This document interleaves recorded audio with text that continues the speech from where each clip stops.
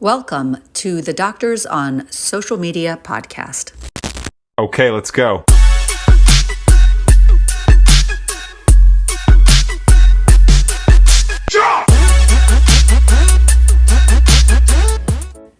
Welcome to the Doctors on Social Media podcast. We call ourselves SoMe Docs for short.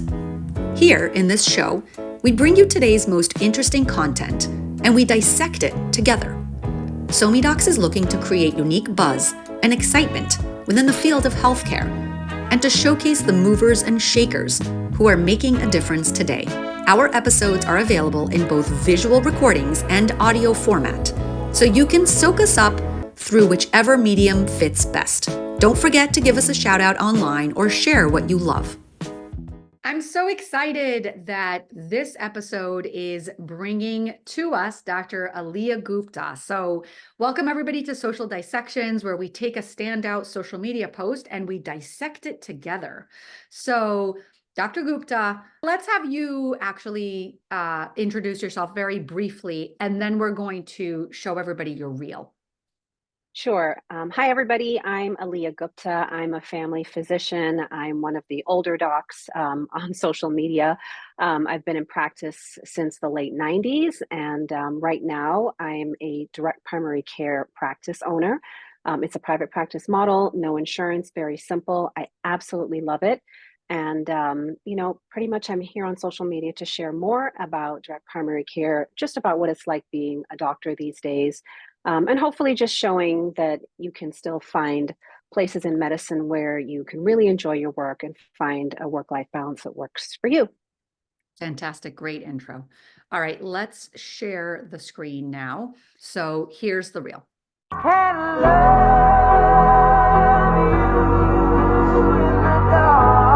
All right, so for those that are listening on a podcast and cannot see it, I'm going to describe what we're looking at in this reel. Dr. Aleea Gupta is looking at her computer and sort of looking up and smiling, but you can't really see her so well because there's overlying words, and I'm going to read. Actually, do you want to read the words for everyone? Sure. Why not? I'm 51 years old. I've been a family doctor for 24 years. I worked hard to become a physician, then realized that I didn't like my job. I thought it was my fault because I couldn't work quickly enough. But the problem is a system where doctors have to rush, deal with angry patients, and bring work home. I finally found happiness and purpose when I opened a direct primary care practice. The phrase, "don't go into medicine," makes me sad. I want future doctors to know that it's still possible to find joy in this profession. Beautiful. All right, we're going to stop sharing so that we can get back to looking eye to eye. And I'm going to be asking you a few questions based on your reel, which, by the way, is quasi-viral. I don't know what numbers nowadays make up virality, but I do see that it's numbered, I think, in the more than 7,000 likes, correct? Yeah, it was, when you have small accounts, my account is very small. I think beyond a certain number, you consider that quasi-viral, but it's also when it does happen, you get so much more exposure than with typical reels, that you put out, on a consistent basis. So in my case, this was probably my first quote unquote quasi-viral reel. Right. And you're right. It's all relative based on how many followers we have, how popular our reels are, and our posts just in general. And of course, there's always paid marketing as well, which comparatively, it's much more impactful to have something go viral because you're not really paying for it to go viral. It goes viral naturally because of the substance of the content. So I have a few questions that are written about this specific reel. So I loved the simplicity of the reel.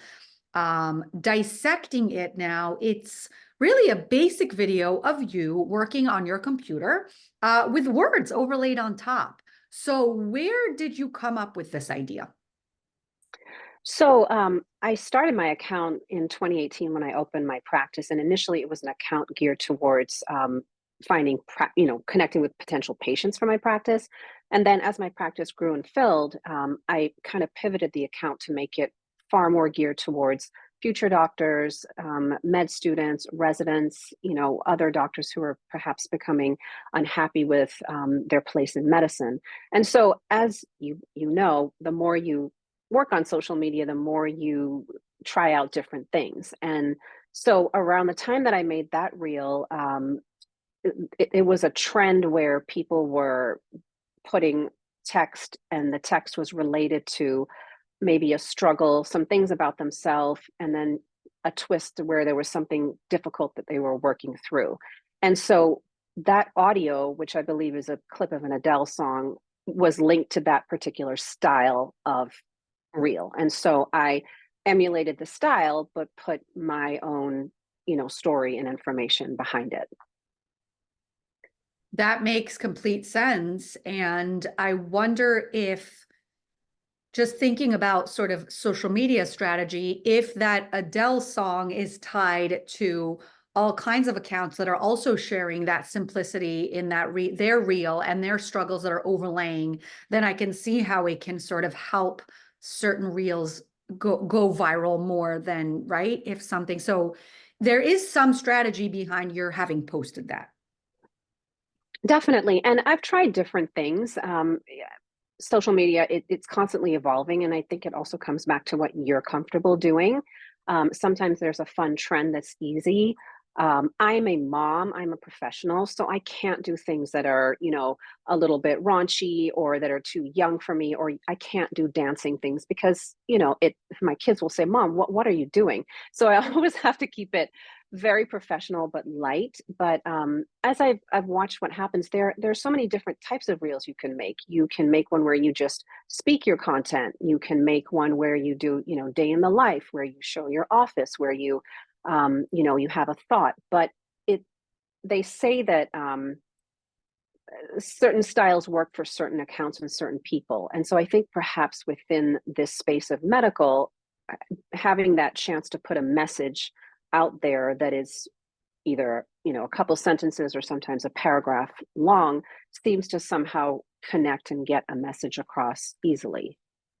That makes complete sense. And also, I am constantly in touch with doctors that want to use social media but are intimidated because they do think that they, need to dance or they need to do things that are maybe more incriminating. And you're an example of, or at least this reel is an example of that you don't necessarily need to do anything that's embarrassing, and you can remain a professional and still have significant impact, right?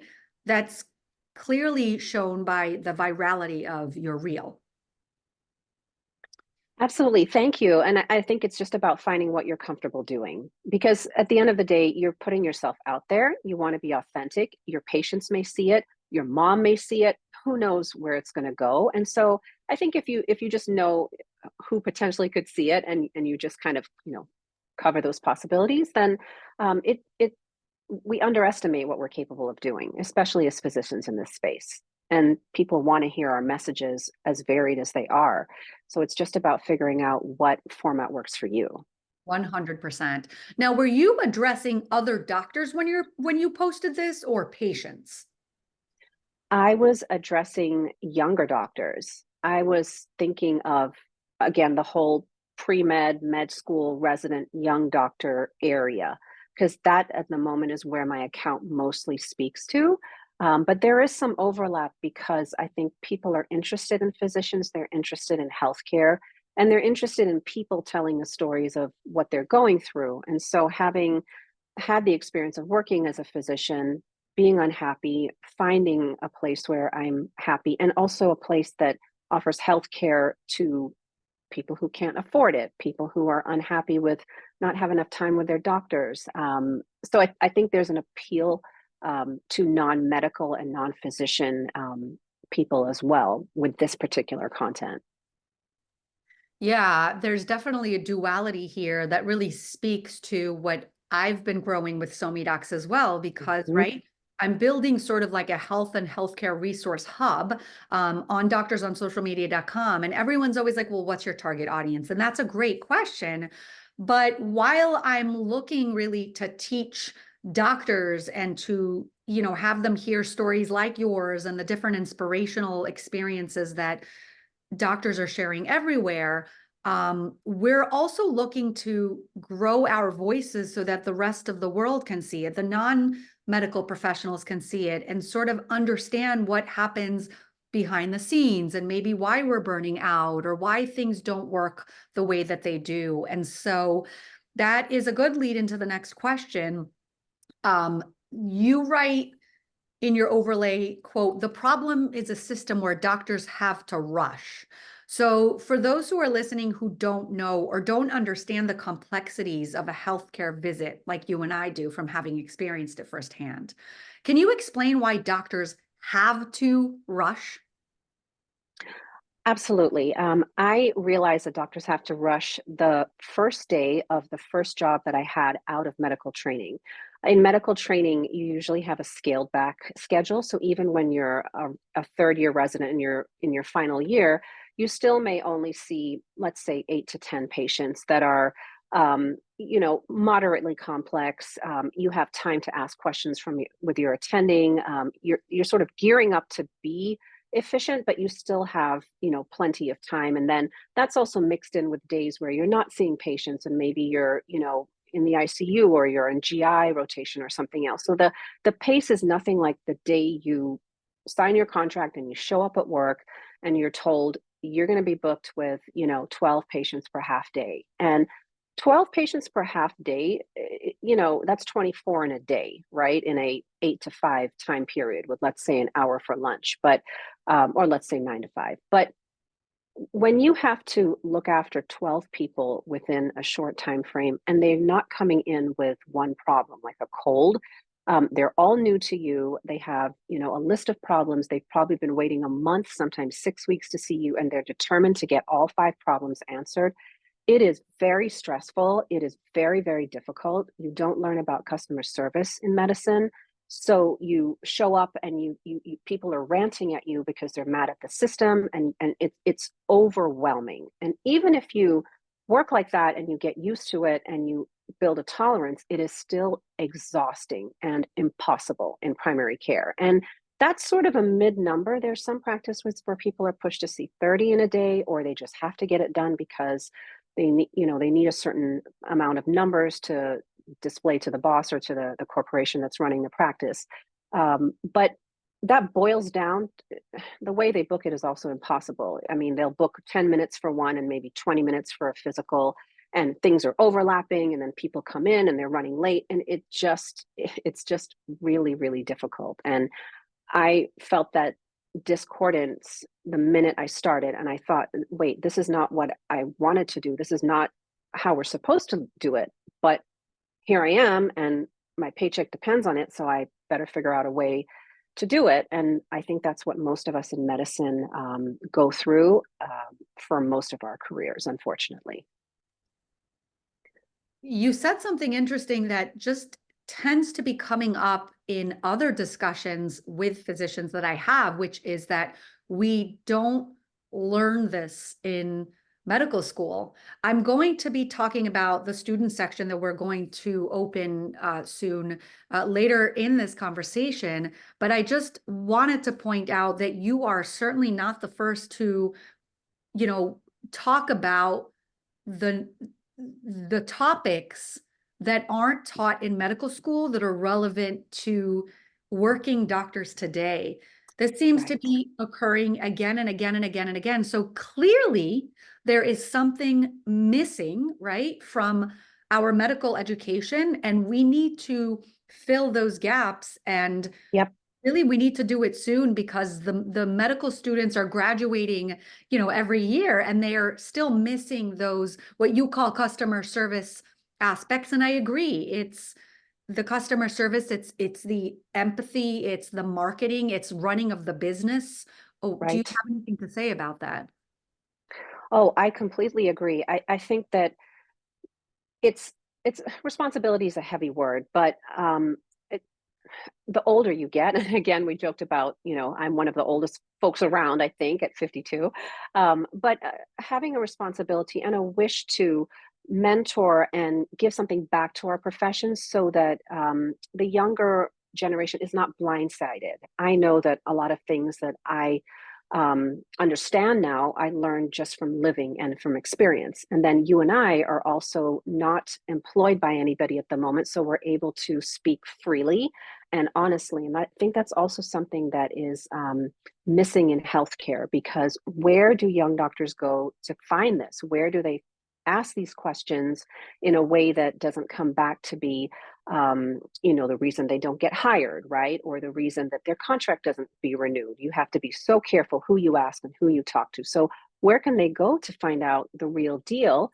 And without bringing up all the negativity, my point is that the more you know, the more you can make better choices for yourself. I don't think you or I are either, saying that everybody has to open an independent practice. Not everybody can.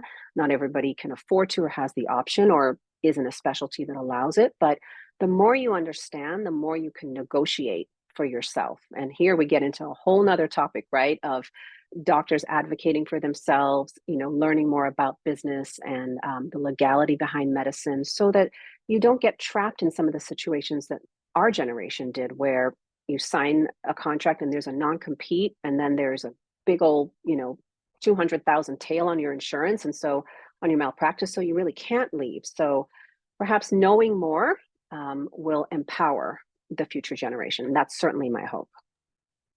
Really resonates, everything that you say. And I can't wait for us, when we finish recording this podcast, to speak offline about some of the conferences that SoMeDocs is now curating in order to really connect with both the public and the doctors that are out there practicing, that do want to learn about all of the different options that they have practicing and all the tools that they have to market, et cetera. So that's going to be fantastic. Now, what do you say to the patients out there who are frustrated at doctors for this time rush and think that it's the doctor's choice to sort of end a visit quickly?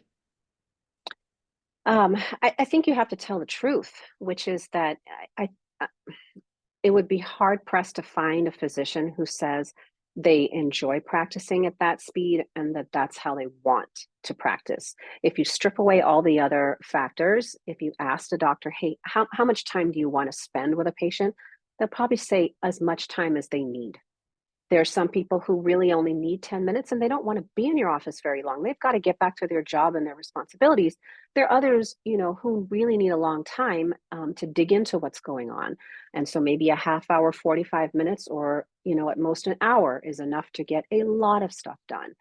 But patients, I think, unfortunately, are still holding over from the day and age where it felt like we paid for insurance and we got great health care that was awesome. That probably ended back in the 80s. And now healthcare is completely a business. And so the time you have with your doctor is completely based on volume and finances. And it isn't the physician's choice to work that fast. It's because there's a secondary reason, whether it's an insurance company, whether it's the owner of the medical group itself, or whether it's this number has to be met to meet enough volume to pay my overhead.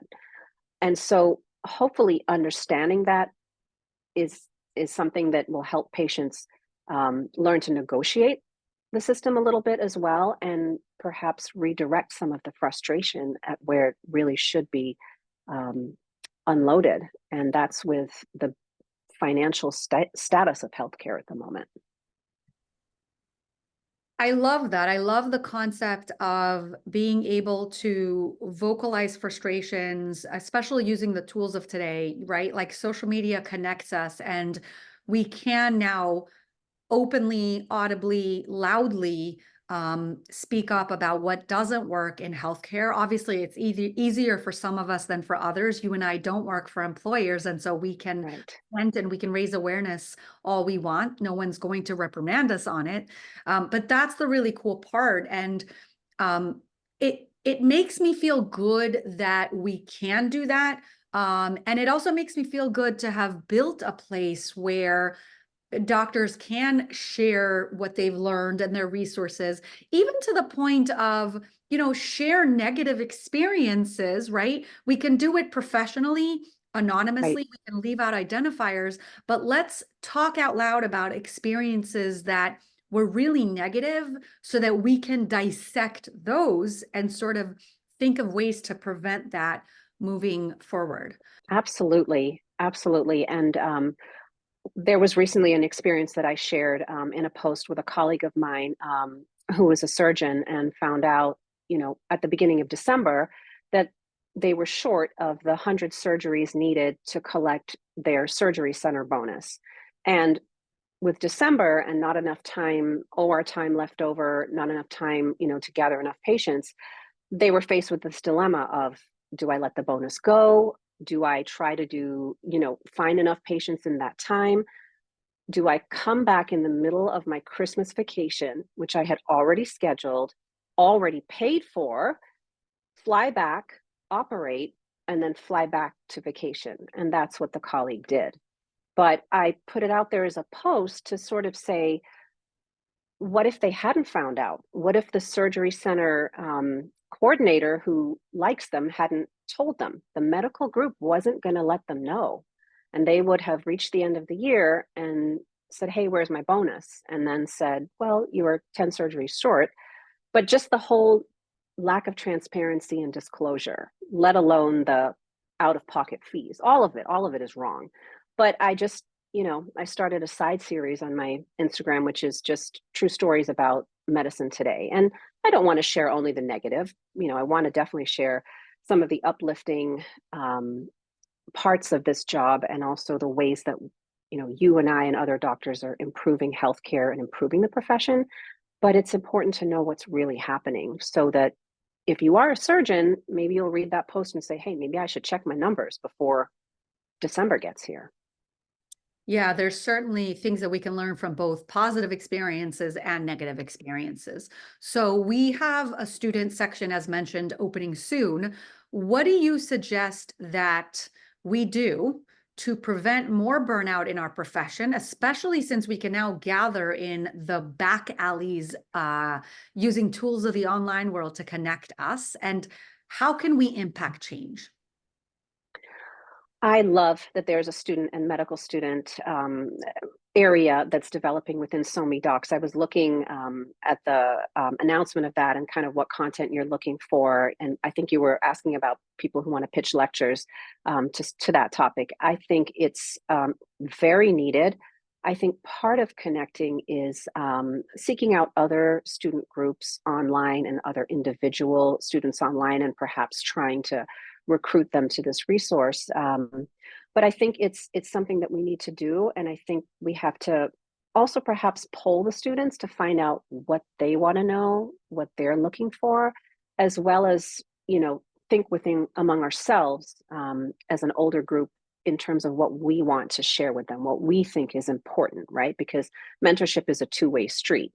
We're not just here to lecture, we're here to connect, as you said, and uplift and support as much as we can. Absolutely. And I actually wanted along those lines to read one of the responses to that specific reel. Someone said, and they were a private account, so I'm not going to name who it was because if they're private, usually they don't want people following. So the person said, this scares me because I'm hating it already. And I'm not even a doctor. Now, assuming that this person is a student here, I love medicine. I love patients, but the toll it takes on your mental health is unreal. What do you have to say? And I know that you responded to that person, but what do you have to say just hearing that comment about this dilemma that we're having in healthcare? So, as a mom, an older doc, I am hoping, if they want to, that my kids will still go into medicine. I still, like you, think that the actual work of looking after patients isn't where the burnout is. That's usually where the joy is.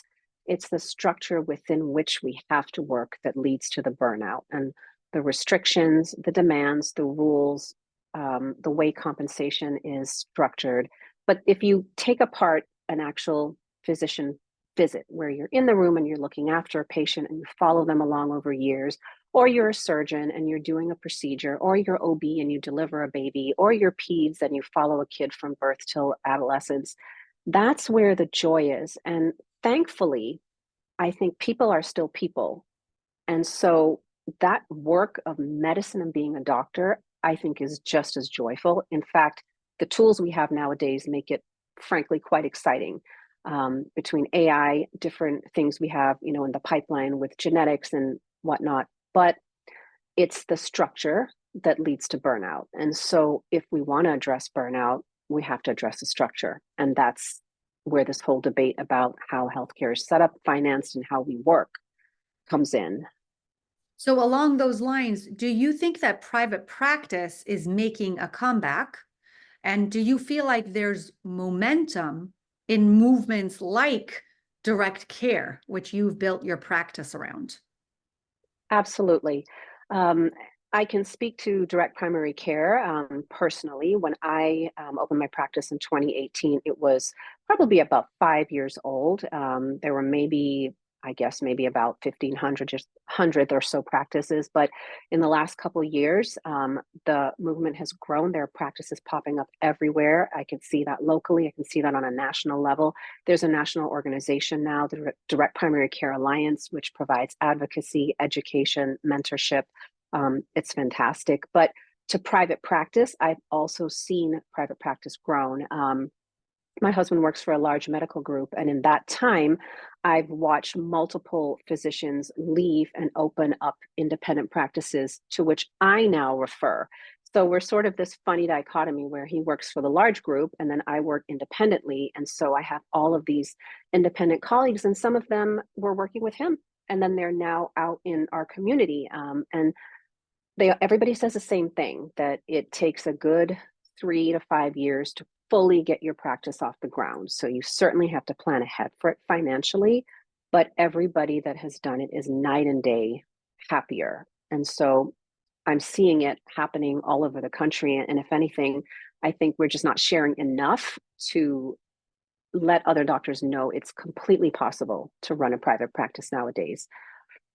Well, along that note, then I invite anybody that's listening to please note that So Me Docs is not just a podcast. So Me Docs is a hub. And so on doctorsonsocialmedia.com, we have things like a magazine, we have things like lectures. This is a space where it's a no-brainer that we should go and we should share our experiences and the things that we are doing, because we have a very large readership and physicians are clicking in and soaking all of that content up. Now, do patients find you through your Instagram? And if they do, what do you think are some ways that work in connecting with the patient that your practice actually helps? That's a great question. So as I mentioned, in the first couple years of my practice, probably like, 3 to 4 years, my account was specifically set up to try to market to my community. I had basically no budget for marketing. I built my practice from a patient base of essentially zero in an area where I didn't have, I wasn't known medically because I non-compete and all that stuff. But so I relied on social media, and I've actually spoken about this at our DPC summit, and we'll be speaking about it this summer again. There's a specific set of tools and skills that help with using social media to connect with patients. And I think most of us assume that it's based on the content of what you're putting out. But I think it goes beyond that to how you use the platform to engage with potential patients. And we all get sucked into this rabbit hole of thinking, I need to have great content, I need to have a huge number of followers. You really don't, because your patients are in your community or they're within driving distance. And so in the case of a direct primary care practice like mine, my ideal patient is a small business owner.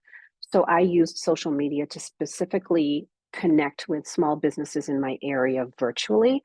And then I would make the link to meeting up with them in person. And I would pop in and say, hey, I met you on social, I'm eating here tonight. Can I say hi to your social media manager? By the way, I'm the doc in town. I have a practice that's great for small businesses. Here's some information. If you ever want to know a little more DM me. And I got patients that way because they had already sort of met me virtually. And then I'm here in the restaurant. And then, the chef is looking for health insurance, and so is the bartender. And so next thing you know, they're DMing me, hey, I think I might be interested in this model. Tell me more. And so I think there's a definite skill set, and it's a lot easier than you think. You don't need big numbers. So, so wise. And I mean, allow me to just say that you're also very personable and warm. So I'm sure that that Thank helps. you. Of Thank course, you. of course. And actually, I'm going to read another comment from that reel, and it's from Dr. P2B. Love this post so much with a little heart emoji. You have no clue how much you're inspiring the next generation of future physicians. Thank you for showing that even established physicians feel doubt and can be discouraged, and seeing how you transformed that, find a setup that suited you best. Truly admirable with a little heart. Clearly, you are making an impact just directly on your Instagram account. So how does that make you feel? It's wonderful. Thank you for sharing that. And it speaks to the power of social media, as you know, that we grew up in a generation where there were no smartphones. We did most things until we had computers, probably late med school, early residency for me. So the idea that we can reach people that we don't know in a way that is so broad and diverse, it's still so exciting and mind-blowing to me. And I know that there are many people in this age bracket, 40s, 50s, who are intimidated by social media. But when you see the numbers, sometimes, one time I asked myself, hey, how on how on earth could I otherwise connect with 200,000 people? I think I would have to be in, Soldier Field, or, the Orange Bowl or something like that, to stand up and see that many people. But if you have a reel that has 200,000 views, you've spoken to 200,000 people through the internet and through these platforms. And so to me, that's mind blowing. And so I think it's, once we realize that there's this power of connection, and of course, it's not like every single reel meets that many people, but the point is that you can connect with people without leaving your home, without leaving this space, and you can build relationships and connections with them to where you uplift and motivate each other, educate each other, share information, and support each other. So I think the more we embrace that, um, the better. Amen. Totally agree with you. So we're coming towards the end of this episode. So second to last question is, what's your favorite Instagram account to follow? Oh my gosh. Off the top of my head, I would probably have to say, oh, well, okay. Can I pick two? Of course. So I'll pick two. One is she's a resident now, Dr. KDO, who is I think she's Pakistani, and who recently graduated. She's doing a locums job, who is really just uplifting and very supportive and very real about her struggles to enter medicine, life in medicine nowadays. And she's just got a great presence. So I love her.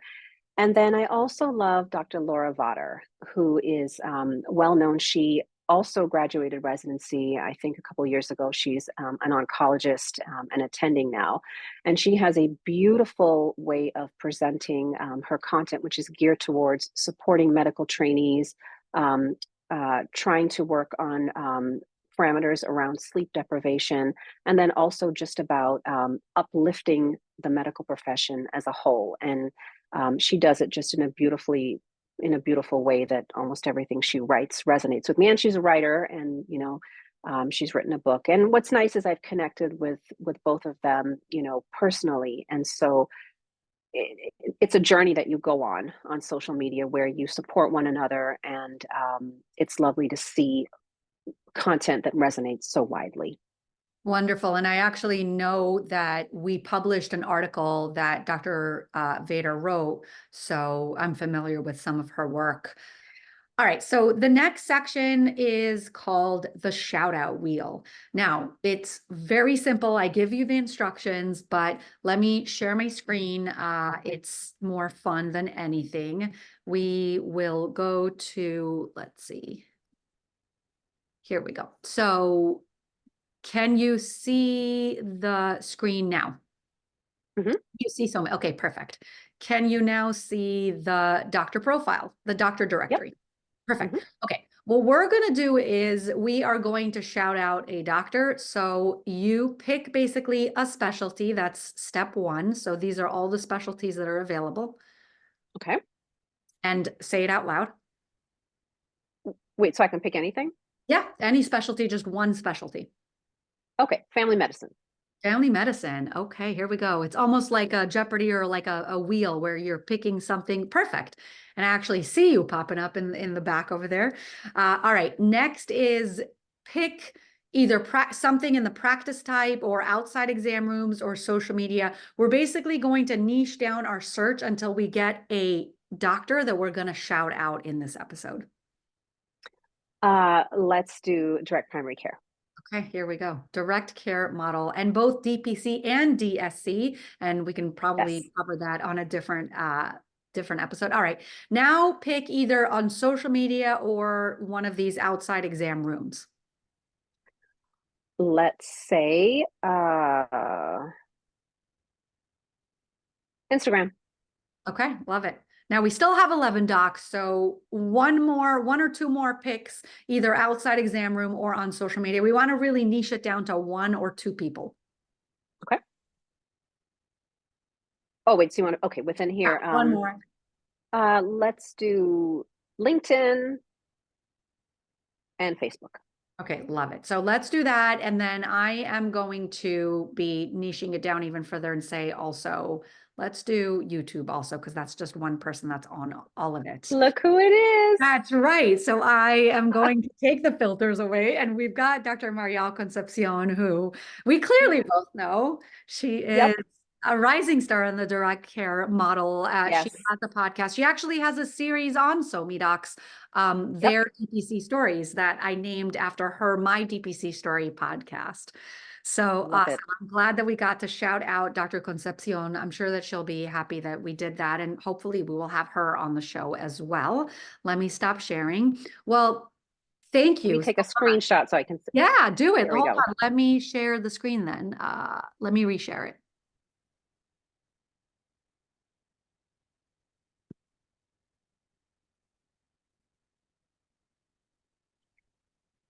Perfect.